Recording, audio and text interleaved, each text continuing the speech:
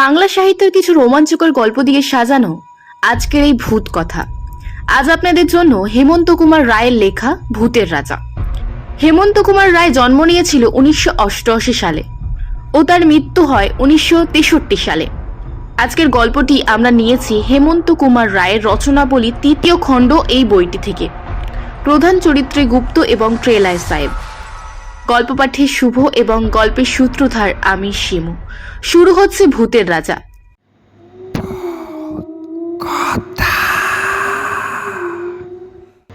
সরকারি কাজে আমি বিদেশে থাকি, ছুটি নিয়ে দেশে ফিরছি। সাঁওতাল পরগনায় যে জায়গায় আমার কর্মস্থল ছিল সেখান থেকে রেল স্টেশন যেতে গেলে প্রায় 30 মাইলের ওপর পথ পার হতে হবে। পাহাড়ি পথ, এক মাইল হচ্ছে 2-3 মাইলে ধাক্কা। তার উপর রাতের বেলায় পথে বাঘ ভাল্লুকের সাথে আলাপ হওয়ার সম্ভাবনাও কম নয়। সকালবেলা বেরোলেও মাঝপথে সন্ধে হয়ে যাবে, তখন একটা আশ্রয়ের দরকার। কাছাকাছি স্থানীয় রাজার একটা শিকার কুঠি ছিল। রাজা বা তার বন্ধুরা শিকার করতে এলে এই কুঠি হতো তাদের প্রধান আস্তানা। রাজার ম্যানেজারের সাথে আমার আলাপ ছিল, তাকে গিয়ে আমি অনুরোধ জানালাম সে ওই শিকার কুঠিতে আমাকে একটা রাতের জন্য থাকতে দেয় যেন। ম্যানেজার বললেন, এখন শিকারের সময় নয়, কুঠি খালি পড়ে আছে। আপনি এক রাত কেন, 1 মাস থাকতে পারেন। এখানকার পুলিশ সুপারিনটেন্ডেন্ট টেলার সাহেবও আজ রাতটা সেখানেই বিশ্রাম করবে। কুঠিতে আরও ঘর আছে, আপনার থাকার কোনো অসুবিধা হবে না। কিন্তু কিন্তু কি? কিন্তু আপনি সেখানে রাত কাটাতে পারবেন কি? কেন পারবো না?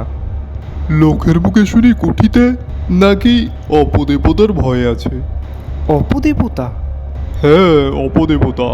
অপদেবতা ছাড়া আর কি বলবো বলুন। কুঠির পাশে শালবনের ভেতরে সাঁওতালদের এক ভুতুরে দেবতা থাকে। সে দেবতা নাকি ভূতের রাজা। তার ভয়ে সাঁওতালরা পর্যন্ত রাতে বেরোয় না। তারা বলে তাদের দেবতা নাকি কুঠির ভেতরে ঘুমাতে আসে। আমি হো হো করে হেসে উঠলাম। বললাম, বেশ তো, মানুষ হয়ে দেবতার সাথে রাত্রিবাস করব, এটা তো মস্ত পুণ্যের কথা। আমি রাজি। ম্যানেজার বললেন, আমি অবশ্য ওইসব ছেলে মানুষের কথা বিশ্বাস করি না, তবু বলা তো যায় না। যথাসময় টুলিতে চড়ে রওনা হলাম। বেশ সন্ধ্যা কিছু আগেই শিকার কুঠিতে পৌঁছালাম। টুলি পেয়ারা বলে গেল মাইল 3 তফাতে এক গাঁয়ে গিয়ে তারা আজকে রাতটা কাটাবে, কাল সকালে আবার টুলি নিয়ে আসবে। কুঠির বারান্দায় একখানা বেতের চেয়ারে বসে টেলার সাহেব তামাকের পাইপ টানছিলেন। সাহেবের সাথে আমারও বেশ পরিচয় ছিল। আমাকে দেখে সাহেব বললেন, এই যে গুপ্ত, যে ছুটি নিয়ে কোথায় যাচ্ছ? ছুটি নিয়ে দেশে ফিরছি। তুমি? আমি হোম যাচ্ছি। তুমি কি রাতে এখানেই থাকবে? হ্যাঁ সাহেব। ফাইন ফাইন, দুজন একসাথে রাত কাটানো যাবে, ভালোই হলো। 2 জন কেন সাহেব, 3 জন যে। 3 জন আবার কে? তুমি কি আমার ওঢালির কথা বলছো? ওকে আমি মানুষের মধ্যে গণ্য করি না। না সাহেব, তোমার আড্ডালির কথা বলছি না। তবে কি কুচি দারোয়ানের কথা ভাবছ? সে তো রাতে এখানে থাকে না। না না, আমি দারোয়ানের কথাও বলছি না। তুমি কি শোনোনি সাহেব, সাঁওতালদের এক দেবতা রাত্রে আমাদের সঙ্গী হতে পারে? আহা, শুনেছি বটে, তবে সেরূপ কথা এক পণ্য আমি বিশ্বাস করি না। তুমি করো নাকি? করলে এখানে রাত কাটাতে আসি?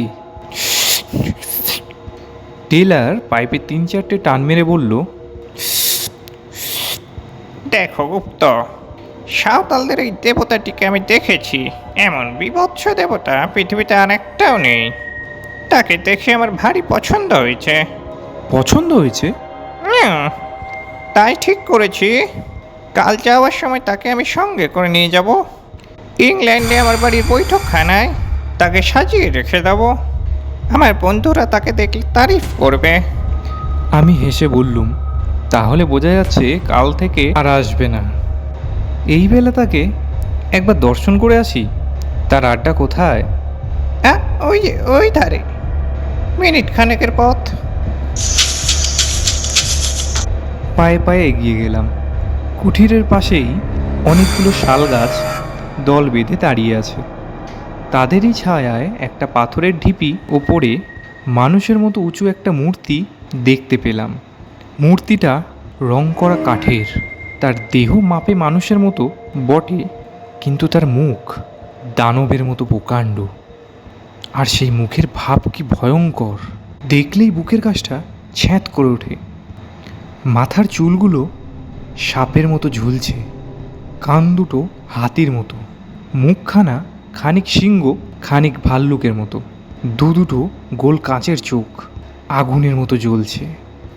হাঁ করা বড় দাঁতওয়ালা মুখ, ভেতর থেকে রাঙা টকটকে লকলকে জিভের আধখানা বেরিয়ে আছে। কাঁধ ও মুন্ডুর মাঝখানের গলা দেখলে মনে হয় কে যেন একটা লিকলিকে সরু বাঁকারি বসিয়ে দিয়েছে।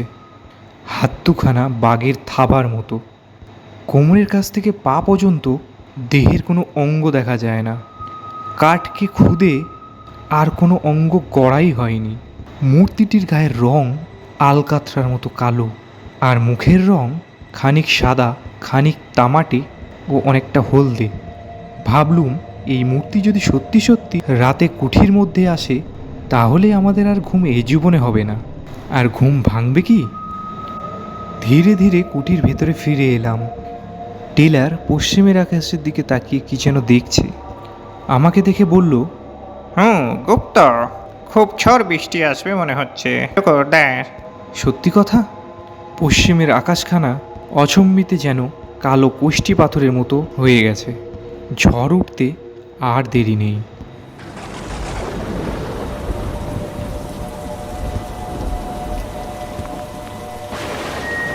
ঝড় এসে সমস্ত অরণ্যকে জাগিয়ে দিয়ে গেছে। এখন বৃষ্টি পড়ছে মুষলধারে।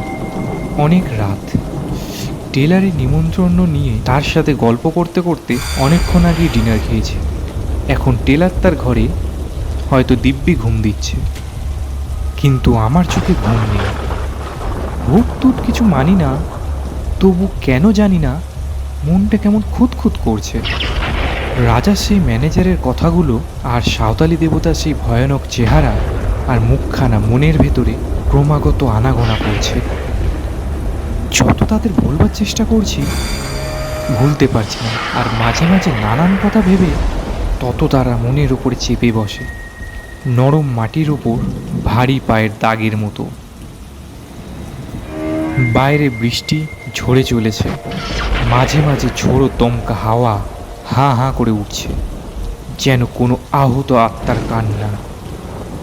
চারিদিক থেকে বনের গাছপালা যেন মরমর করে কোনো শত্রুকে অভিশাপ দিচ্ছে। তারই ভেতর থেকে একবার শুনলুম হায়নার অট্টহাসি, একবার শুনলুম শেয়ালের দলের মরা কান্না, একবার বাঘের গর্জন। হঠাৎ আমার ঘরের দরজার উপর দুম দুম করে আঘাত হলো।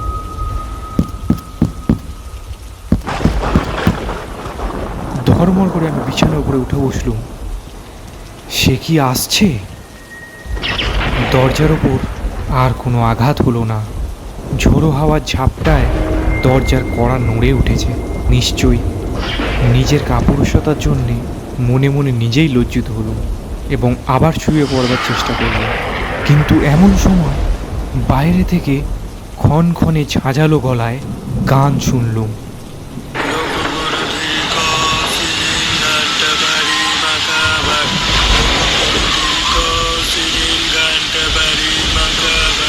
এ তো সাঁওতালি ভাষা, নিশ্চয়ই কোনো সাঁওতাল গান গাইছে। কিন্তু এত রাত্রে এমন ঝড় বাদলে এই হিংস্র জন্তু ভরা বন জঙ্গলে কে সাঁওতাল বনের মনের আনন্দে গান গাইবে?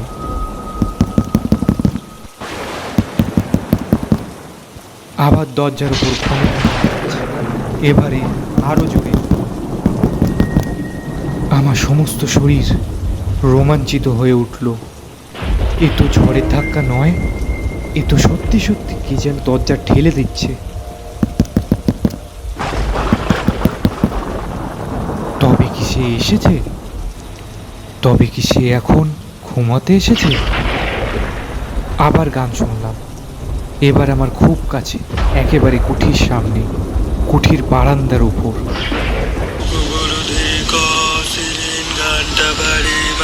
সেই তীব্র খনখনে আওয়াজ। হঠাৎ উল্টো বিপদ। কুঠির ভিতর দিককার দরজায় ঘন ঘন আঘাত। ভেতরে বাইরে বিপদ দেখে প্রায় যখন হাল ছেড়ে দিচ্ছিলাম, তখন এমন সময় শুনলুম, গুপ্ত, গুপ্ত, ঘটছে, দরজা খোলো শিগগিরি। এ তো টেলারের গলা। হ্যাঁ, বাঁচলুম। তাড়াতাড়ি উঠে দরজা খুললাম। টেলার হুড়মুড় করে ঘরে ঢুকলো। তার চোখ মুখ পাগলের মতো, তার হাতে বন্দুক। আমি তাকে দুহাতে চেপে ধরে বললুম, মিস্টার টেলার, কি হয়েছে? এত রাত্রে কি দরকার? টেলার দেয়ালে ধ্যাসান দিয়ে দাঁড়িয়ে বলল, গুপ্ত, আমার ঘরের দরজায় ক্রমাগত কে লাথি মারছে, গান গাইছে। তুমি কি আমার ঘরের কাছে গিয়ে আমায় ডাকছিলে? না না, আমি তো বিছানা ছেড়ে এক পাও নড়িনি, কিন্তু আমারও ঘরের দরজা যেন কি নাড়ছে আর গান গাইছে। ওই ওই শোনো।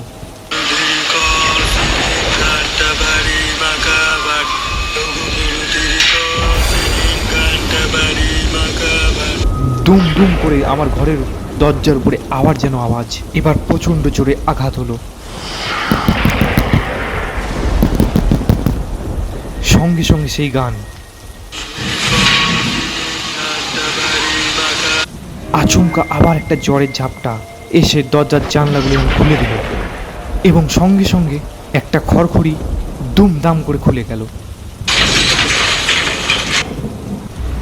সঙ্গে সঙ্গে বিদ্যুতের আলো স্পষ্ট বুঝলাম বারান্দার ওপর কার একটা জীবন্ত ছায়া মূর্তি দাঁড়িয়ে রয়েছে। ও কে? ও কি সেই মুখ যে প্রতি রাত্রে এখানে ঘুমোতে আসেন? আমার মাথার চুলগুলো যেন খাড়া হয়ে উঠল। টেলারের বন্দুক তুম করে গর্জে উঠল,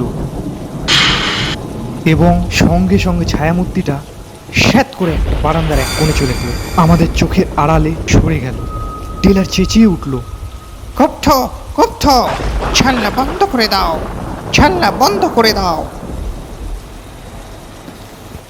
পা চলতে চাইছিল না, কিন্তু পাছে টেলার যদি মনে করে আমি ভীতু এবং বাঙালি কাপুরুষ, সেই ভয়ে নিজের সমস্ত দুর্বলতাকে দমন করে আমি জানলার পাল্লাটা লাগিয়ে দিলাম। টেলার টলতে টলতে আমার বিছানার উপরে গিয়ে বসে পড়ল। গুপ্ত, কিছু মনে করো না, আমি আজ তোমার বিছানাতে তোমার সাথেই থাকবো। বাইরে আবার কে যেন গাইল।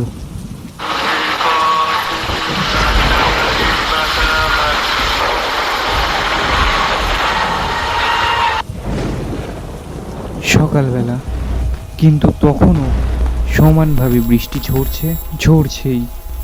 আস্তে আস্তে দরজা খুলে বারান্দায় এসে দাঁড়ালুম। আকাশখানা যেন কালো মেঘে ঘেরা ডোব দিয়ে আছে।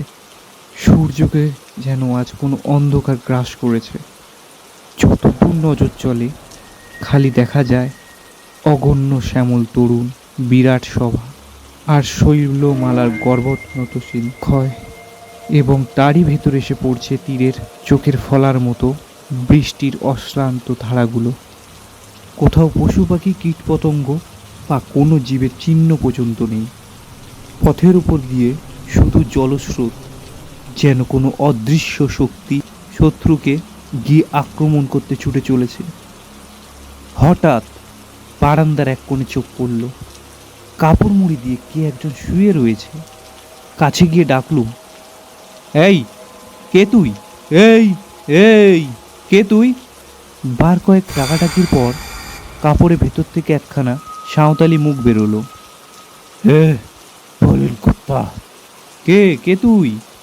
আমি ঠাকুরের পূজারি গো। ঠাকুর? কে ঠাকুর? যিনি এই শালবনে থাকেন। তো এইখানে কি করছিস? ঠাকুর রোজ রাতে এখানে ঘুমোতে আসেন গো, তাই আমিও তো সঙ্গে সঙ্গে আসি। কাল রাত্রে তুই তাহলে দরজা ঠেলছিলি? আমিও ঠেলছিলাম, ঠাকুরও ঠেলছিল। গান গাইছিল কে? আমি এমন সময় টেলারও ঘরের ভেতর থেকে বেরিয়ে এলো। তাকে সব কথা খুলে বললাম। টেলার তো শুনেই মহাখাপ্পা। What you needle in the night time I couldn't show you. ঘুষি পাকিয়ে পুরুতের দিকে ছুটে যেতে চাইল। সে এক লাফে বারান্দার রেলিং টপকে বাইরে পড়ে বনের ভিতরে অদৃশ্য হয়ে গেল। টেলার বলল, রাস্কেলটাকে ধরতে পারলে একবার দেখিয়ে দিতুম। উফ, সারা রাত কি অশান্তিতে কেটেছে। আমি বললাম, আরে যাগ্গে, যা হওয়ার হয়ে গেছে, কিন্তু প্রশ্নটা হচ্ছে এখন আমাদের কি হবে? এই দরবানও এলো না, ডুলি বিয়ারও এই দুর্যোগে এলো না, আমরা যাবো কেমন করে? আমাকে যেমন করেই হোক আজ যেতেই হবে। বম্বে যাওয়ার টিকিট পর্যন্ত আমি কেটে ফেলেছি। উপায় থাকলে তোমাকেও নিয়ে যেতাম স্টেশন পর্যন্ত, কিন্তু আমার 2 সিটের গাড়ি, আমি আমার অর্ডালি, তুমি তোমার চাকর আর তোমার মালপত্র, অতটুকু গাড়িতে তো ধরবে না। কাজেই তোমাকে এখানে ফেলে রেখেই আমাকে যেতে হবে। অর্ডালি। টেলারে অর্দালি এসে সালাম করলো। টেলার বলল, আমার মালপত্র সব গুছিয়ে নিয়ে গাড়িতে তোলো, তারপর শালবন থেকে সেই খাটের পুতুলটা তুলতে হবে। আমি বললুম, তুমি কি সত্যি সত্যি এই পুতুলটাকে নিয়ে যাবে? এটা কি ইংল্যান্ডে নিয়ে যেতে চাও নাকি? অফকোর্স, আমার যে কথা সেই কাজ। আবার রাত এলো, বৃষ্টি এখনো থামেনি। আমি এখনো কুঠিতে বন্দি হয়ে আছি।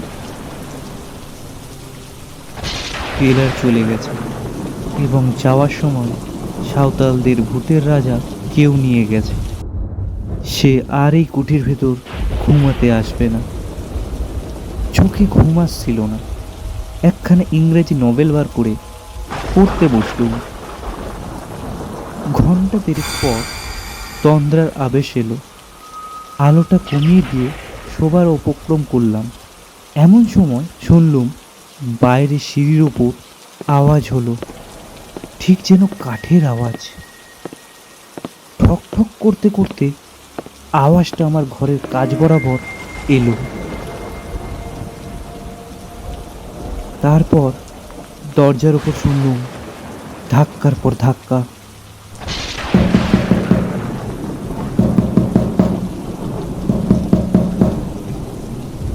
কি আপদ!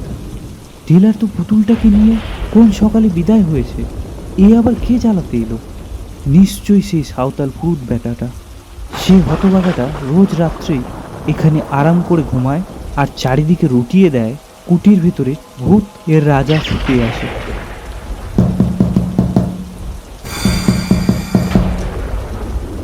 ধাক্কার জোর কমে বেড়েই চলল।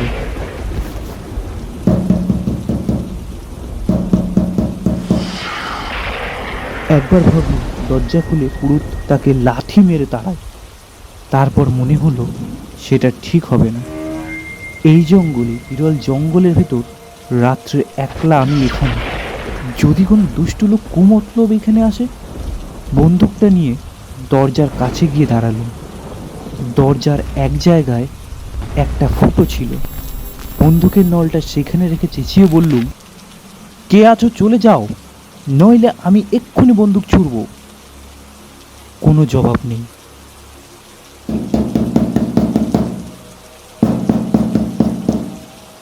দরজার উপর ধাক্কাও থামলো না।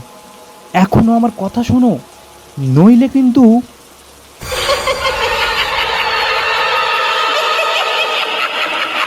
বাইরে বিশ্রী গলায় কে হাসতে লাগলো।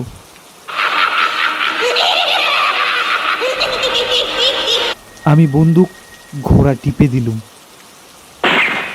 সঙ্গে সঙ্গে দরজার উপরে ধাক্কাও থেমে গেল। ঠক ঠক করে একটা আওয়াজ ঘরের কাছ থেকে দূরে সরে যেতে লাগলো। তারপর কুঠির সিঁড়ির উপরে শব্দ শুনলাম। খানিক পরে অনেক দূর থেকে আবার সেই বিশ্রী হাসি শোনা গেল।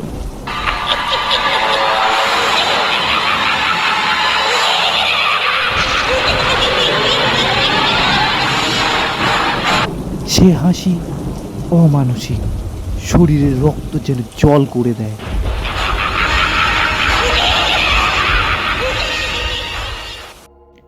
শেষ রাতে জল ধরে গেল। সকালে দরজা খুলতেই কাঁচা সোনার মতো কচি রোদ এসে ঘরখানা যেন হাসিতে ভরিয়ে দিল। রোদ দেখে মনটা খুশি হয়ে উঠল। বারান্দায় বেরিয়েই দেখি এক কোণে কাপড় মুড়ি দিয়ে কে শুয়ে রয়েছে। তেড়ে গিয়ে মারলুম তাকে এক ধাক্কা। এই এই ওঠ! ধর্মর করে সে উঠে বসলো। সেই সাঁওতাল পুরুত্তা। বলেন কর্তা। কাল আবার কি করতে এসেছিলি এখানে? ভারী চালাকি পেয়েছিস, তাই না?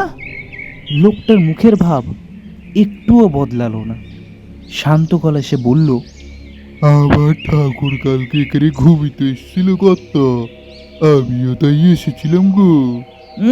আমার ঠাকুর এখানে এসেছিল? কোথায় তোর ঠাকুর? সাহেব তো তাকে নিয়ে চলে গেছে।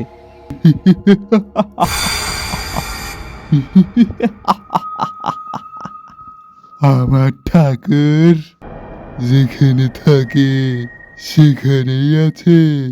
মিথ্যে কথা, আমি নিজে দেখেছি। টেলার তাকে নিয়ে চলে গেছে।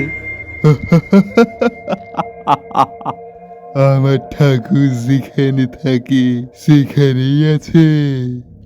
কুঠি থেকে বেরিয়ে পড়ে ছুটে পাশে শালবনে গিয়ে দেখলাম আমি সবিস্ময় দেখলুম ভূতের রাজা চোখ পাকিয়ে লকলকে জিভ বার করে ঠিক সেখানেই দাঁড়িয়ে আছে।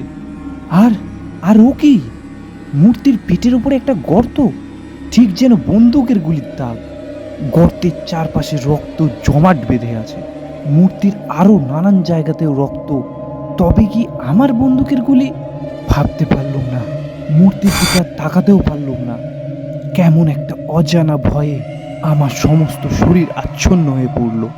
প্রাণপণে দৌড়ে সেখান থেকে আমি কুঠির দিকে এগিয়ে এলাম। কলকাতায় ফিরে এসে খবরের কাগজে এই বিবরণটি পড়লুম।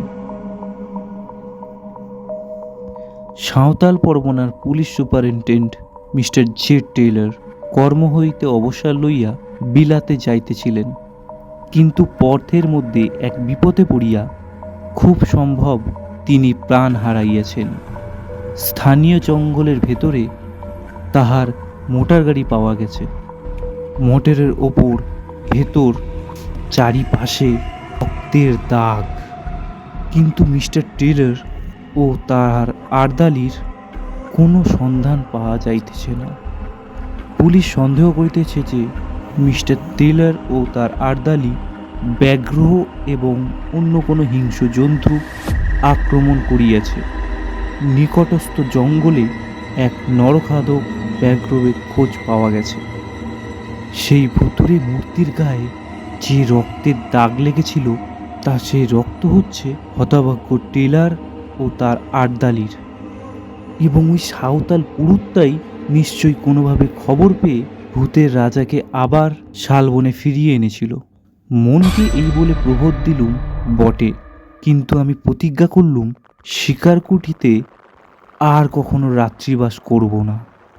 কিসে কি হয় কে জানে।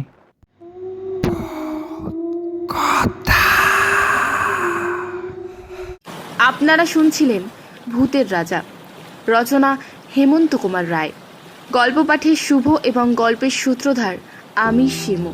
প্রধান চরিত্রে গুপ্ত এবং ট্রেলার পূজারী এবং ভূতের রাজা চরিত্র শুভ।